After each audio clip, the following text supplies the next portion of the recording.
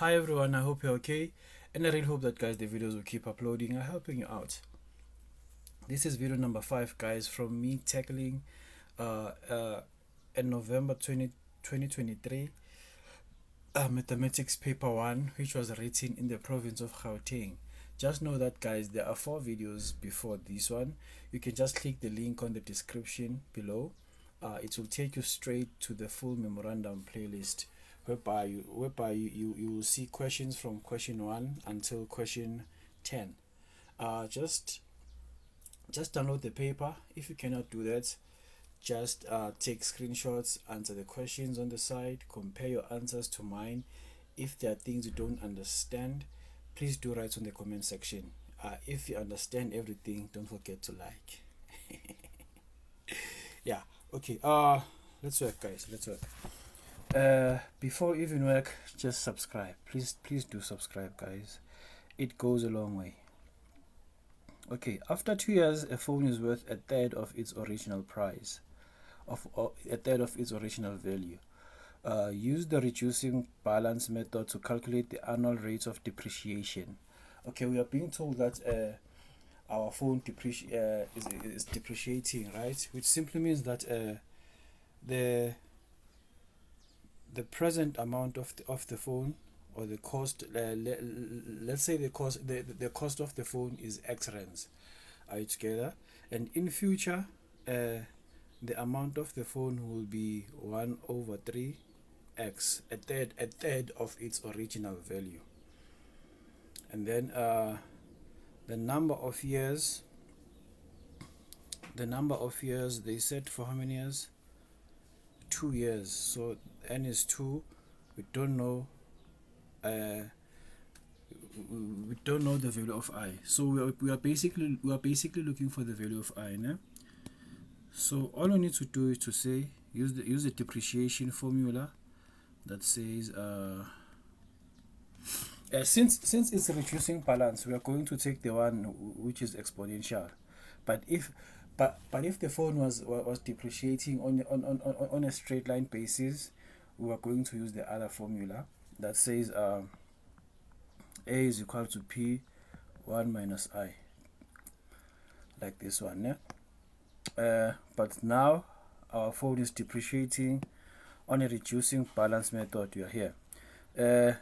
The value of the phone is 1 over 3 of the original price. The original price, we said it's X, so I have 1 minus I have a 2 there.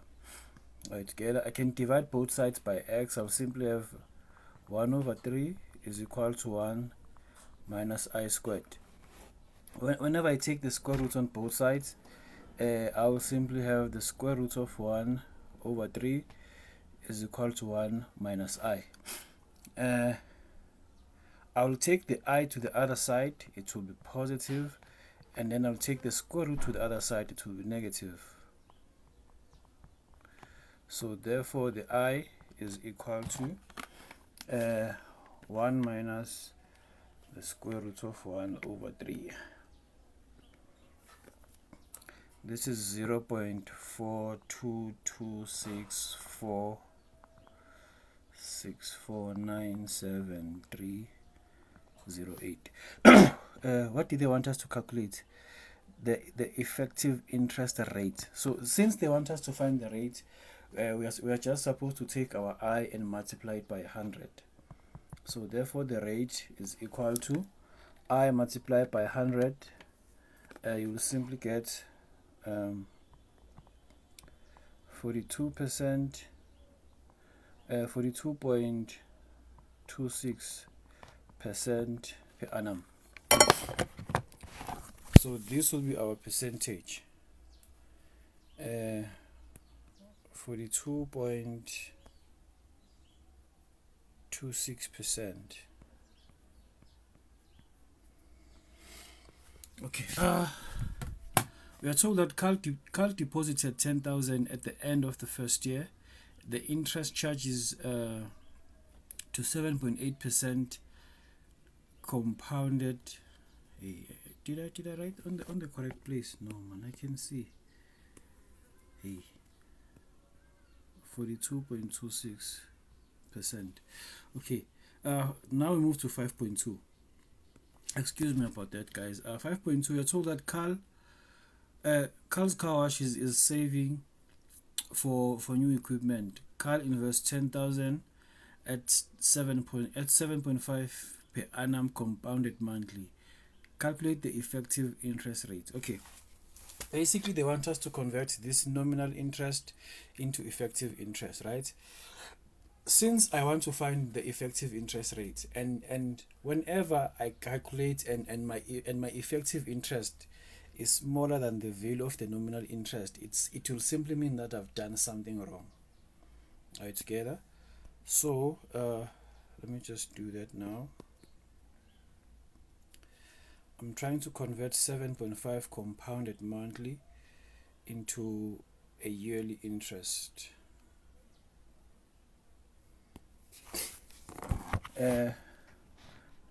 I'll say 1 plus I effective is equal to 1 plus I nominal all over m to the power of m. I want to find I effective, right? So I effective is just equal to my brackets I nominal over m to the power m minus 1. So all I need to do is to just substitute here. I effective is 1 plus 0.075 all over 12 to the power 12 minus 1 is 7.5. Okay, let me just punch my calculator.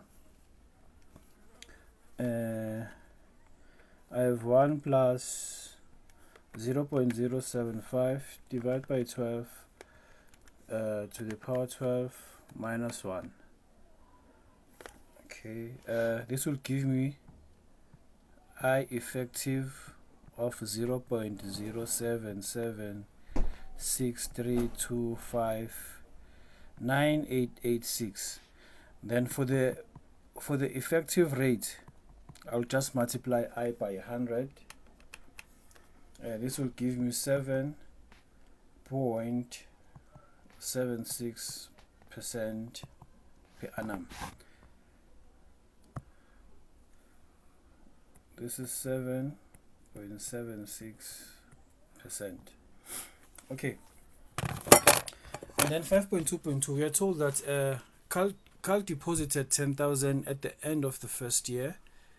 The interest charges the interest charges to 7.8% compounded quarterly.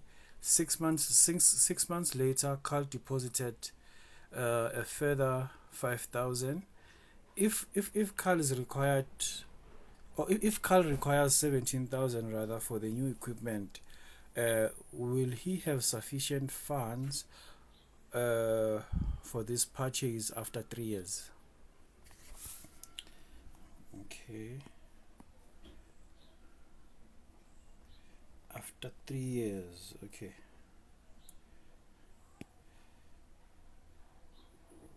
We just want to calculate our accumulated amount after 3 years, né? If our accumulated amount is at least 17,000, then Carl can afford the new equipment.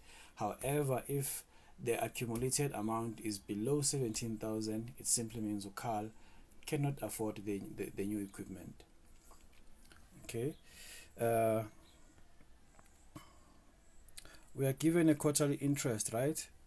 3 years has how many quarters? There's T0 there, né? 3 years has how many quarters? 3 years has a year has 1 quarter, right? So 3 times a year has 4 quarters. So that's 12. Okay. So we have T12 here, right? So it simply means that for the whole financial period, we will simply have 12 quarters. 3 years have 12 quarters. Why? Because 1 year has 4 quarters. That means 4 multiplied by 3 will give us 12. 3 years will have 4 quarters. Are you together? And then his first investment was 10,000 rands. Are we together? This amount of money will accumulate until that part. Are we together? And then we are told that 6 months later, Carl deposited a further 5,000. In half a year from the moment he invested the 10,000, he invested another 5,000 rands. Are we together? So I know that 6 months has only 2 quarters. So whenever I move from T2, Carl invested another amount of money, which is just 5,000 rands. Are we together? We just want to find the accumulated amount at this position, right? So for us to do that, I can separate these investments and say this is investment B, this one is investment A. Are we together? So my accumulated amount will be P 1 plus I to the N. Are we together? So firstly, I'll start with investment B. Investment B has 10,000 rands. Are we together? Which will accumulate at 0.078 compounded quarterly for 12 quarters. Plus, since you are adding on the investment, we have 10,000 rands, which will accumulate at 0.078 as well, but this will happen for 10 quarters. Are we together? So if I find my accumulated amount to be lower than 17,000, it simply means that Carl cannot afford. Are we together? Oh, but now remember that for the second investment, he did not invest 10,000, but he invested 5,000. Okay, so I'll simply say 10,000 multiplied by 1 plus 0.078 divided by 4 all raised to the power 12 plus 5,000 multiplied by 1 plus 0.078 divided by 4 all raised to the power 10. Okay, this will give us 18,673 rands and 18 cents. So Carl can afford to buy this new equipment, right? So this is how you're supposed to do it, né, guys? But there is another way that I can show you. If you're not sure about calculating in this manner, please do say. I will redo another video trying to explain it. Actually, let me just do it now and stop yapping. Okay, in situations like this, guys, I prefer that whenever you come across a change, any form of a change, just stop and address the change. Are you together? So initially, if we can call this position A, the initial position, this will be B, and then that will be position B. You can move from position A to B, right? From A to B, your principal amount is just 10,000 rands. Are we together? Your I is equal to 0.078 all over 4, and then your N. Remember that N represents the number of times interest will be calculated. Don't confuse it with the number of years. N is the number of times interest is calculated on a certain financial period. Are we together? So from A to B, we are moving from T0 to 6 months. 6 months has 2 quarters. Are we together? So that means interest will be only calculated twice within a 6 months period. Are we together? So N is equal to 2. Are we together?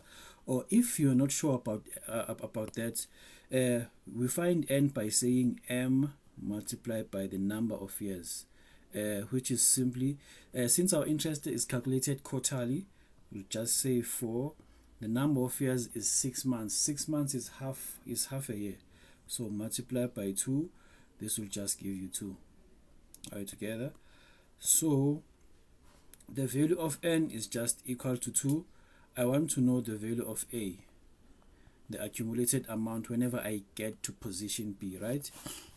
My accumulated amount will simply be, let me write in black, a is equal to p 1 plus I to the n. I had 10,000, 1 plus 0 0.078 all over 4, all over 4 to the power 2. Oh, remember that the final answer, guys, we got, let me write the final answer that we got here,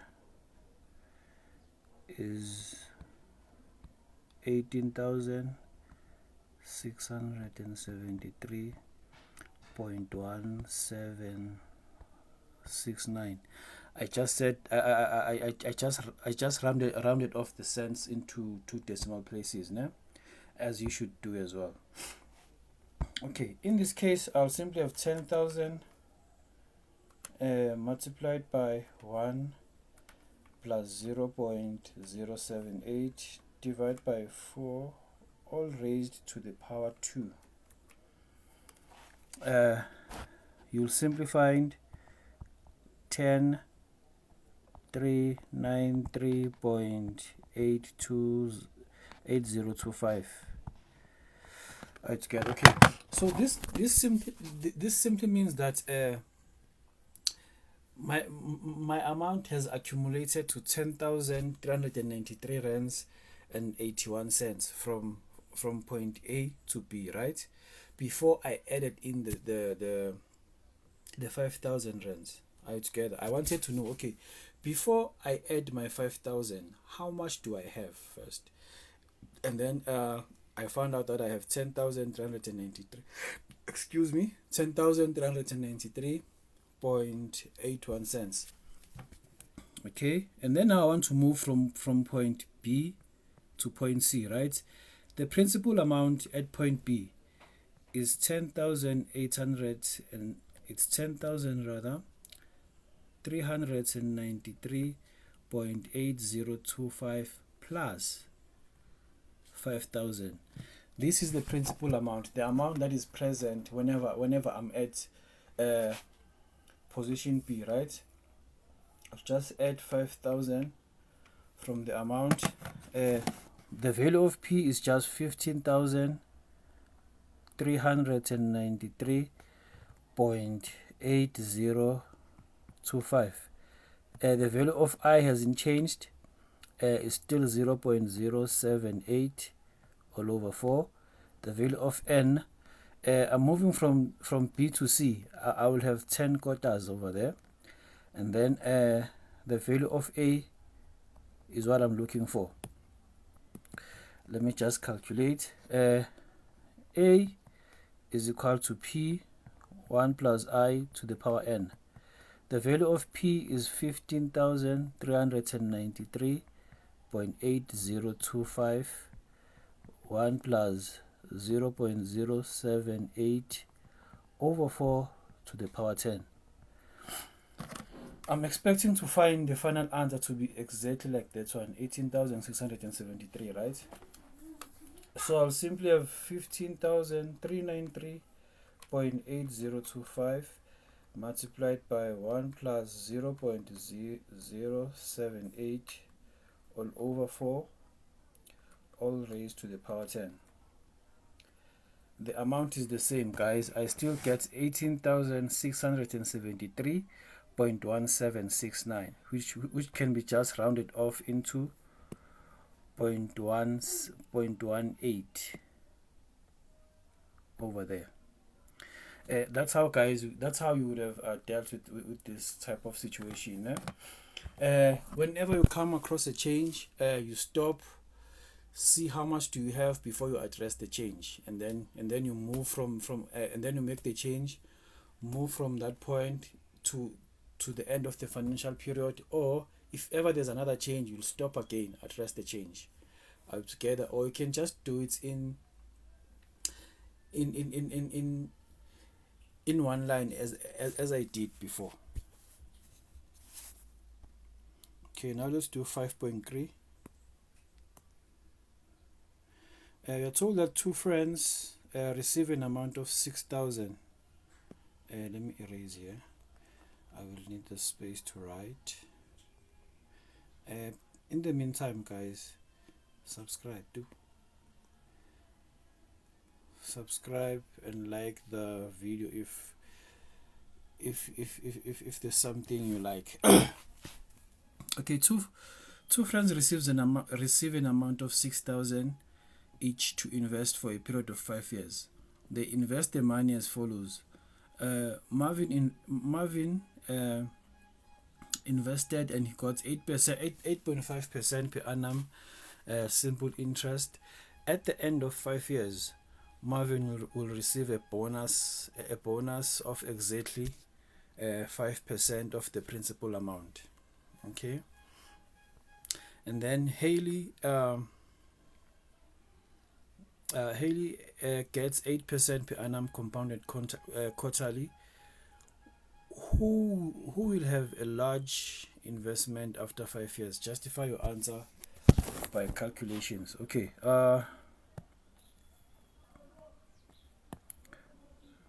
we have Mervin.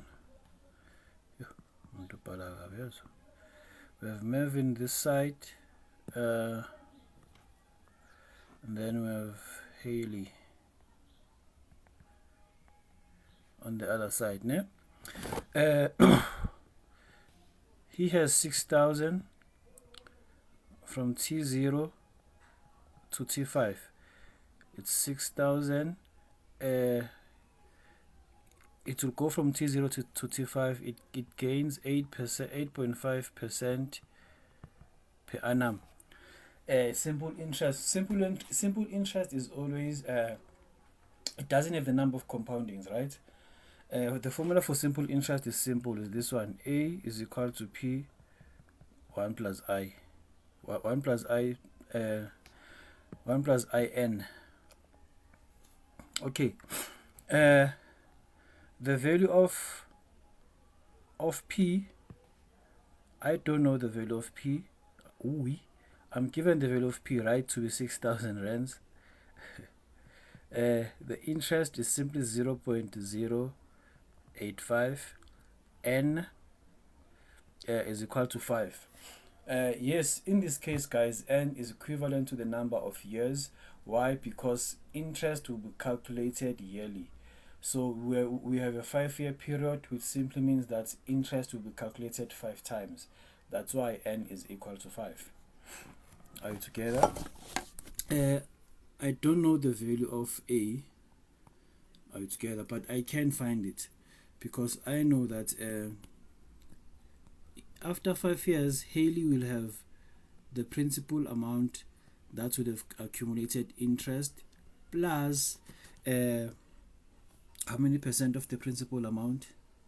They said 5% plus P multiplied by 5%, because they said after 5 years Mervyn will receive a 5% bonus of the principal amount. Are you together? So let's just substitute. This is just 6,000. I have 0.085 multiplied by 5 plus 6,000 multiplied by 5%. And then let's see how much I will have. 6,000, 1 plus 0.085 times 5 plus 6,000 multiplied by 0.05, or just 5%. this guy will have 8,850 at the end of 5 years. Now let's see how much will the other guy have. Okay, from T0 to the end of the 5th year, the interest is calculated quarterly. Okay, so I know that the principal amount is just 6,000. It goes until the final day of or the final day of investment. Interest is 8% per annum, 8% per annum compounded quarterly. Don't forget that. So P is equal to 6,000. I is equal to 0.08 all over 4.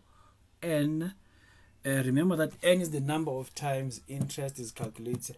Excuse me. The number of times interest is calculated on a financial period, right? Okay. Since my interest is calculated quarterly, it simply means that my N will be M multiplied by Y. The M is 4 since interest is calculated quarterly. How many years do we have? We have 5 years. Simply means N is 20. That means in the period of 5 years, we will simply have 20 quarters. Are we together? So N is just equal to 20. N is just equal to 20.